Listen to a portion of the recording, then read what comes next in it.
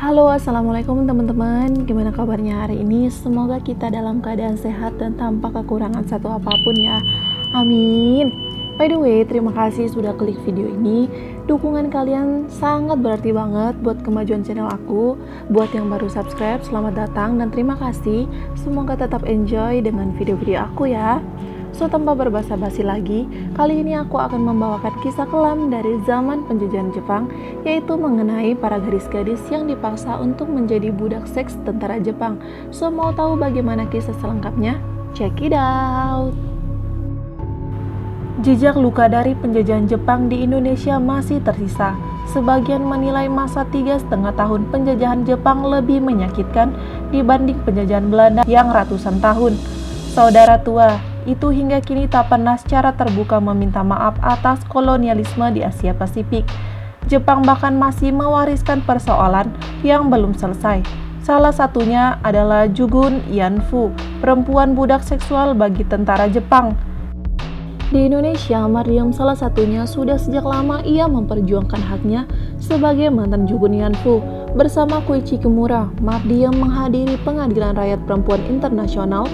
Mardiam datang ke Jepang atas undangan Violence Against Women in World Network di Jepang.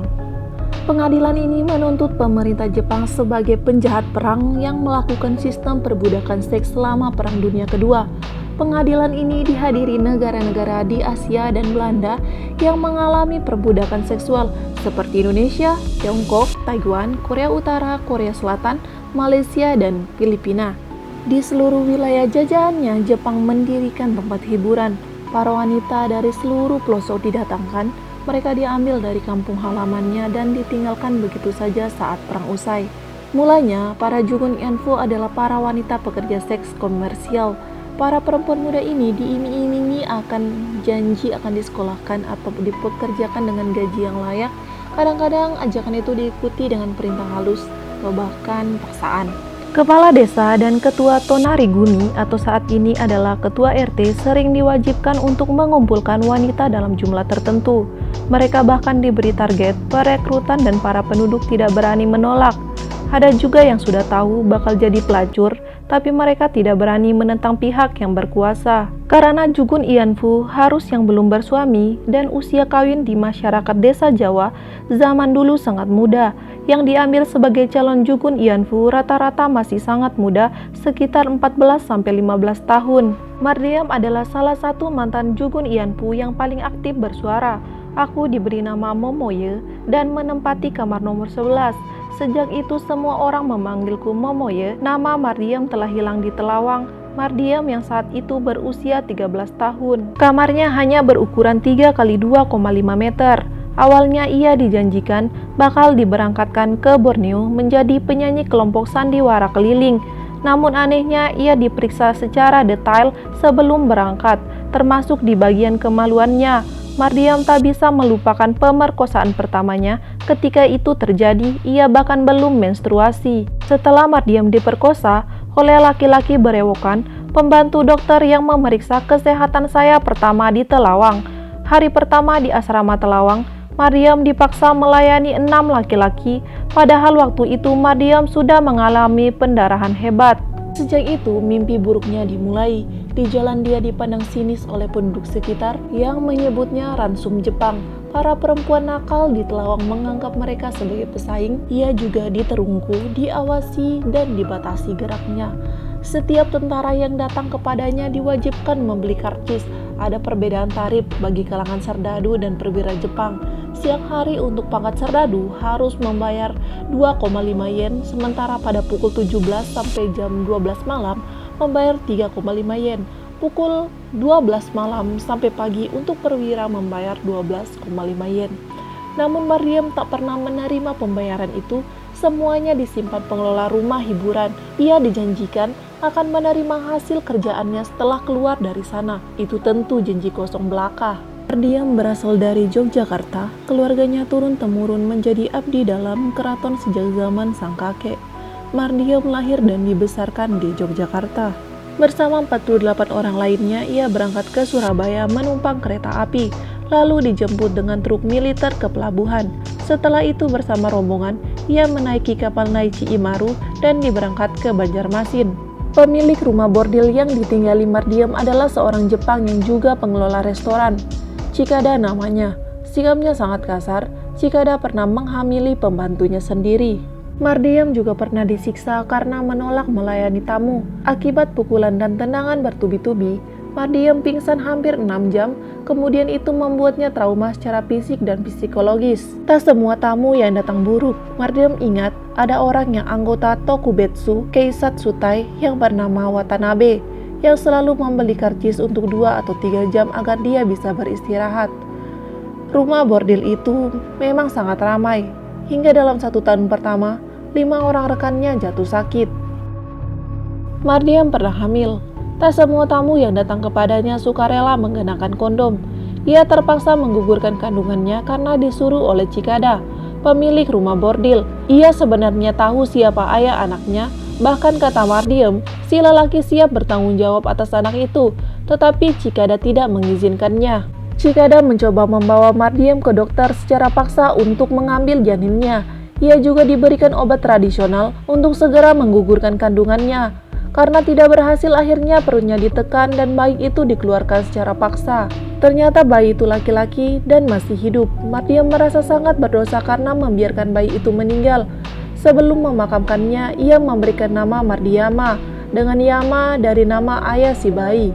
Setelah itu Mardiem diistirahatkan 3 bulan sebelum akhirnya dipukuli dan diperkosa Chikada.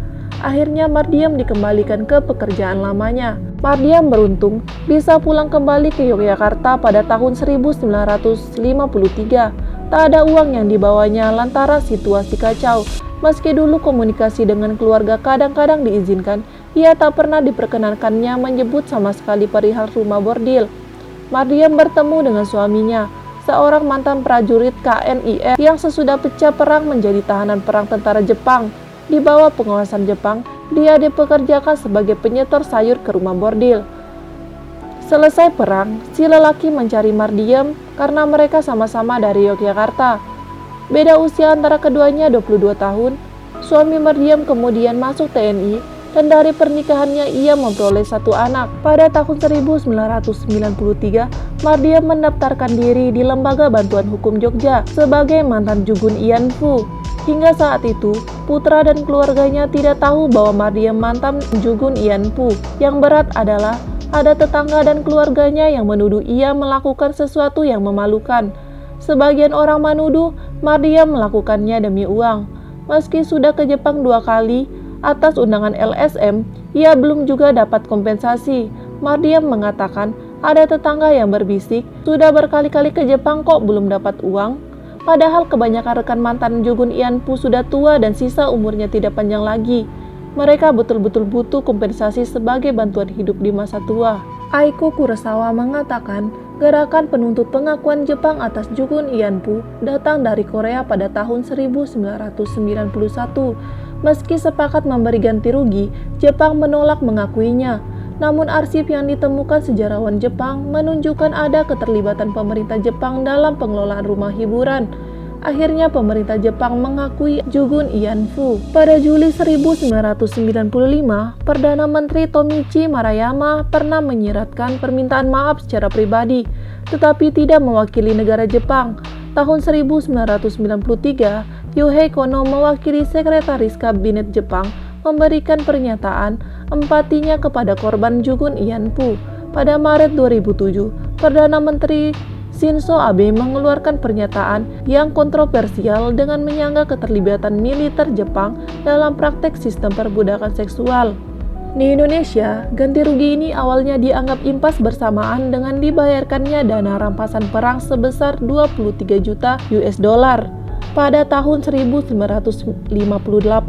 Karena desakan berbagai pihak, Jepang kemudian membayar ganti rugi khusus untuk para Jugun Ianfu. Namun, ganti rugi ini tidak dibayarkan secara langsung. Kompensasi sebesar 380 juta yen yang diangsur selama 10 tahun justru mengucur ke Asian Women Fund atau AWF yang didirikan pada tahun 1995. Pemerintah melalui Menteri Sosial saat itu justru mendirikan sebuah yayasan yang menampung pembayaran Jugun Ianfu, lalu menggunakannya untuk mendirikan panti jompo. Padahal orang Indonesia tidak akrab dengan Pati Jompo. Mereka biasa mengurus orang tuanya sendiri. Hingga saat ini, dana dari AWF tidak jelas penggunaannya. Dari awalnya dikatakan akan dialokasikan untuk pembangunan 5 panti jompo di Jawa Tengah, Jawa Timur, Sulawesi Selatan, Sulawesi Tengah, dan Sulawesi Tenggara, dan Sumatera Utara. Aliran uangnya tak transparan, para Jugun Ianfu pun tidak pernah menerimanya sepeser pun. Mardian menolak menerimanya, kecuali pemerintah Jepang mengaku bersalah dengan meminta maaf kepada korban, merehabilitasi nama mereka, serta memasukkan Jugun Ianfu dalam pelajaran sekolah di Jepang. Jepang tidak mau minta maaf, karena mereka sendiri merasa paling menderita akibat perang.